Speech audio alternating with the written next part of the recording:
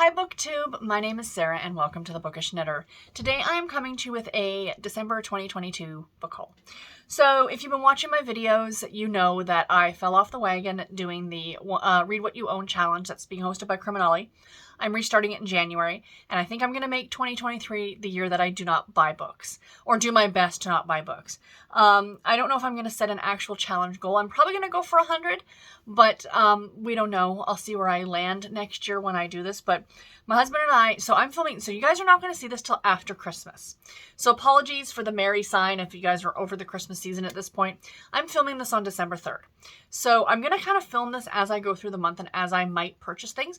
It is December. There's a lot of sales going on and a lot of great books. And I'm just like, I just want to kind of enjoy the last month of the year and buy some books and then start fresh in January. That's kind of my goal here.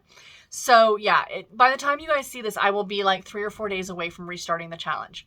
But as I buy stuff throughout the month, I'm going to film clips and then put it all together vlog style for you guys. So today on the 3rd of December, my husband and I went to the thrift store to get a couple things. And Garrett's like, hey, let's go look at the books. And I'm like, you're an instigator.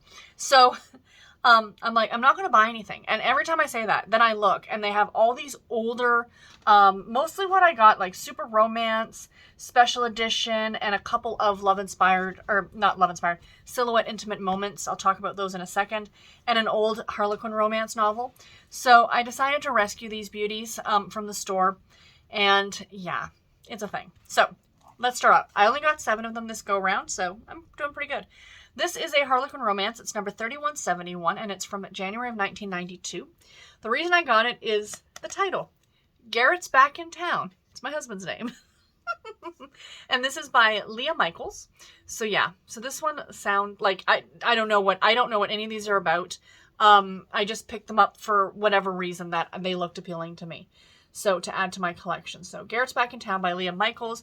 It says, haven't we had this argument before? Oh, his last name is Garrett. So it's Matt Garrett had the distinct impression that assistant city editor Anne McKenna, didn't approve of him or of his daily controversial column. He was right. She didn't. So it sounds like it's like a newspaper, like maybe she's his editor. I'm very intrigued. So that one sounds really good. I'm just learning about these with you guys. So let me do these in some sort of an order here. We'll do these and then, hold on.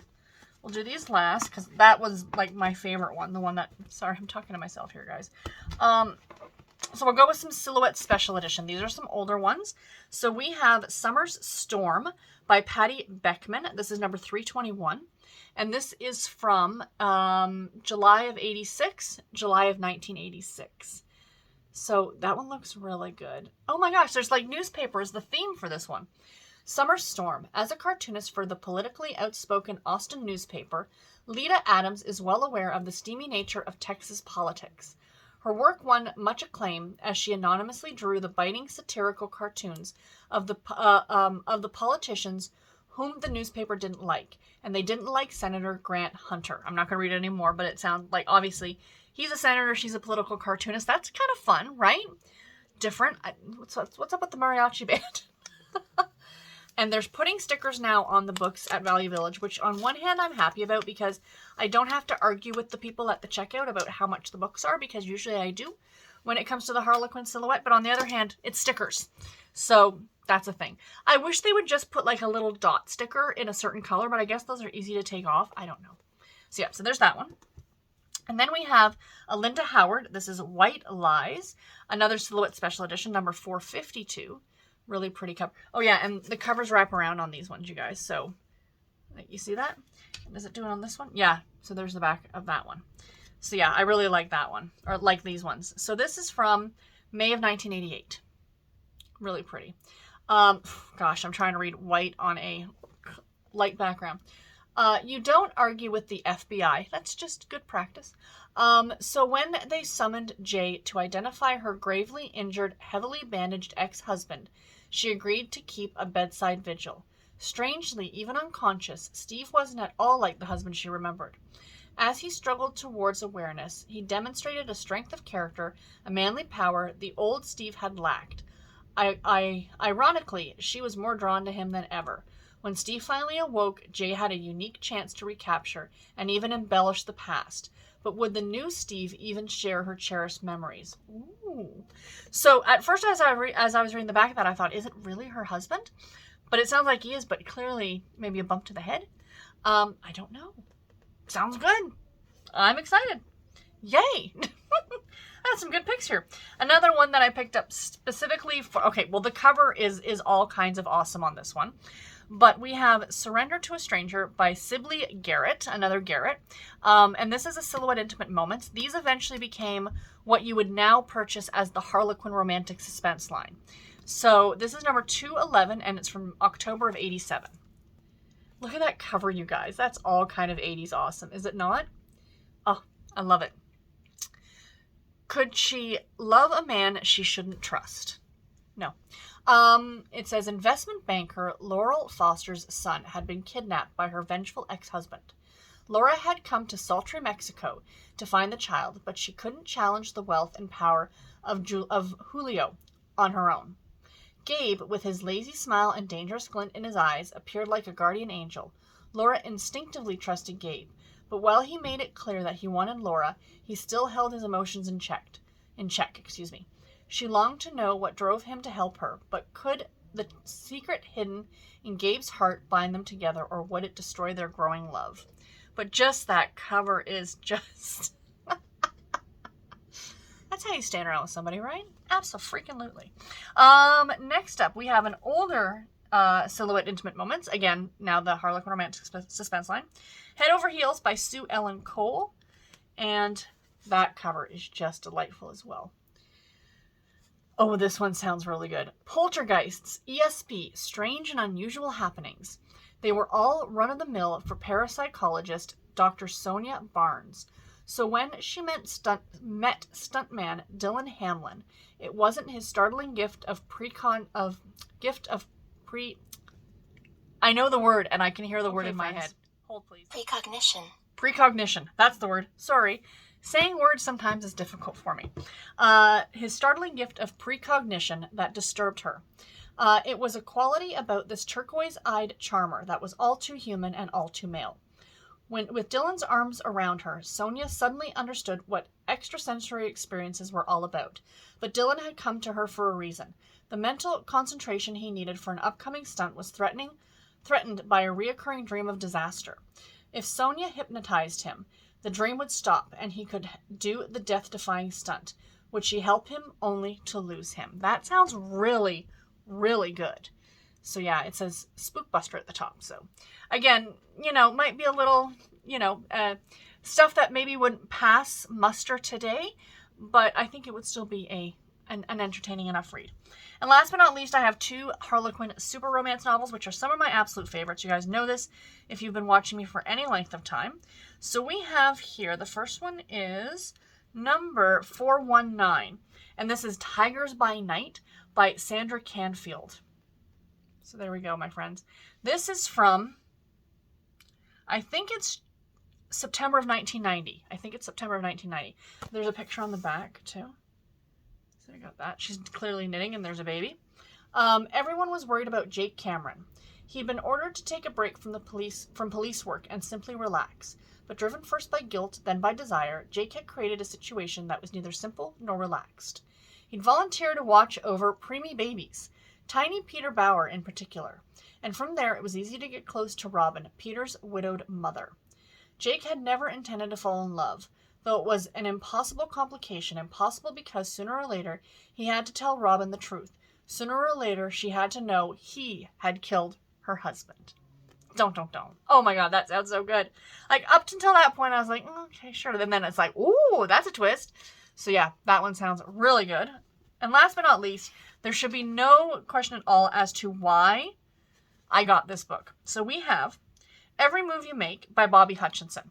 Now, first of all, when I saw the title, I just immediately had that. Who does that song? Is it Sting? Do you have a group? I don't know. Anyway, it's from the 80s or 90s. The song about stalking somebody. This is number 643, and it came out in... I don't know. It doesn't say. Hold on. Doesn't say up there either. Let's try in here. 1995, no idea what month, it doesn't say. So that's fine. But 1995, this is probably stuck underneath the sticker. It's an RCMP officer on the front. Royal Canadian Mounted Police, for those of you who do not know. Extremely distinctive uniforms for RCMP officers. And this is part of the 4 Strong Men series. Like I said, it's called Every Move You Make. RCMP Sergeant Hunter O'Reilly always got his man. So that's actually, I just found out recently, I think that's like the motto of the RCMP is always get your man or always get their man or something like that. Maybe they've changed it for reasons, but I think that's what it is. But this time, his man was a woman. Carrie Zambrowski was jogging in a Vancouver park just as Hunter was attempting to apprehend a suspect. The suspect got away, but Carrie didn't. The moment she looked into Hunter's eyes, she knew her life was about to change. It did. Her ex-boyfriend began to harass her, always careful to stay one step ahead of the law. But Hunter wasn't about to let him get away with it, and Carrie wasn't about to let Hunter take control of her life. She was a much stronger woman than either man had bargained for. So that sounds really good, actually. Yeah, takes place in Vancouver out west, of course, so yeah. Vancouver seems to be the go-to location, or like the prairie provinces, for a lot of romance novels that I read, and I think it's because it's very similar to like Montana or Texas or Colorado in the U.S. In terms of the type of location it is and what tends to be there. So anyway, I'm rambling. I hope you guys like this first clip. I have no idea how many clips there's going to be in this video, but I will talk to you in my next one. Bye, guys. Hi, friends. Happy Thursday. Today is the 8th of December, and I'm coming to you with another clip for this book haul vlog. So I got these books this morning, and I'm like, oh, I can include these in my vlog for this week, like my weekly reading vlog. I'm like, oh, no, wait, you're actually vlogging a book haul for the month. Because I fell hard off the wagon for the 100 book challenge, or the Read What You Own challenge. So here we are. I've already explained this in the first clip, so I apologize greatly for the lighting. When I sat down here, the sun was behind a cloud, and the lighting was quite good. Now it's like, hey, lighting.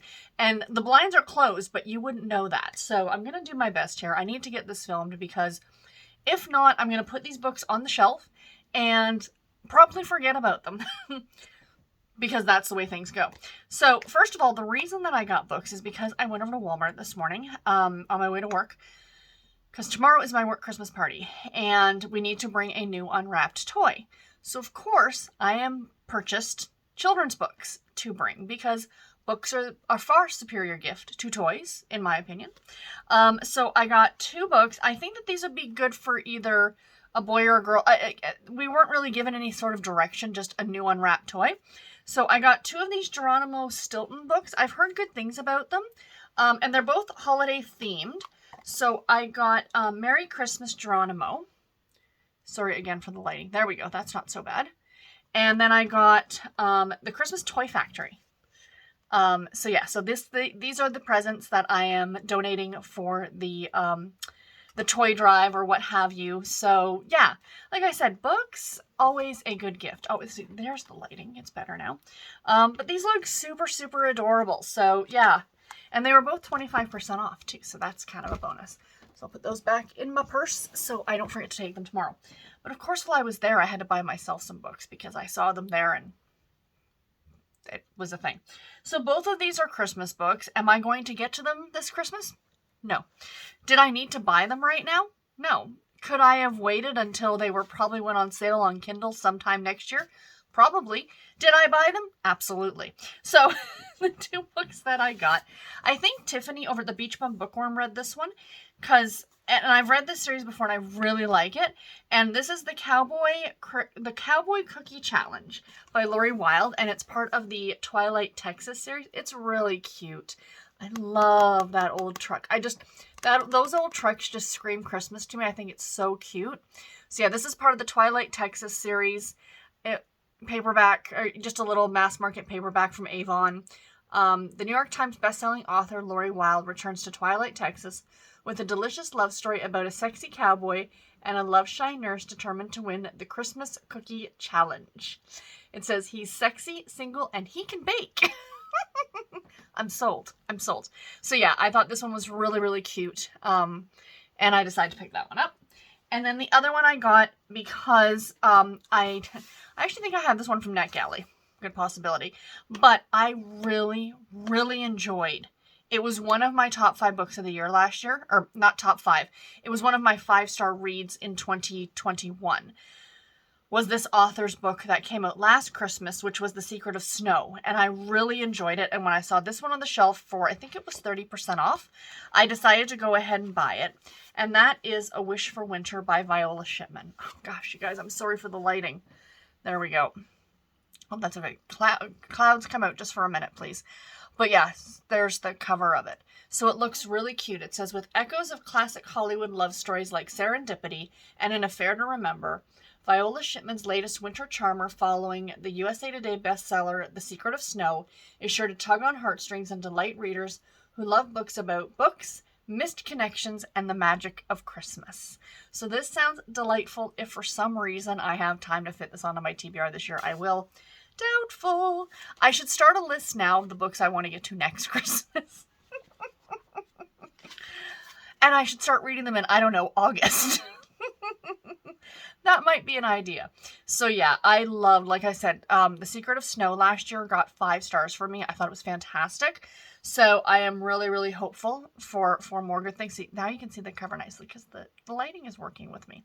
But anyway, guys, that's it. I just wanted to quickly jump on here, show you guys the books. Before I am lost again in the lighting, I will let you go, and I'll check in with you in the next clip. Bye, everybody. Hi, BookTube.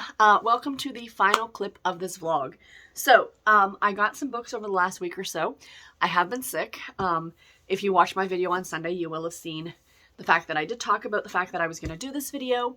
And, yeah, so, yeah, I'm rambling. You guys have seen the previous 2 clips. I do not need to get into what all this is about. It's a book haul, my friends. It's a book haul. So on Wednesday, I went over to Chapters Indigo to get gift cards for my niece and nephew for Christmas. And of course, I was looking around at the books, and I saw these books, and I picked them up for myself because, you know, giving starts at home. And I wanted to read this first one. I had to take it back to the library because it was due back. And I saw them, and these were in paperback.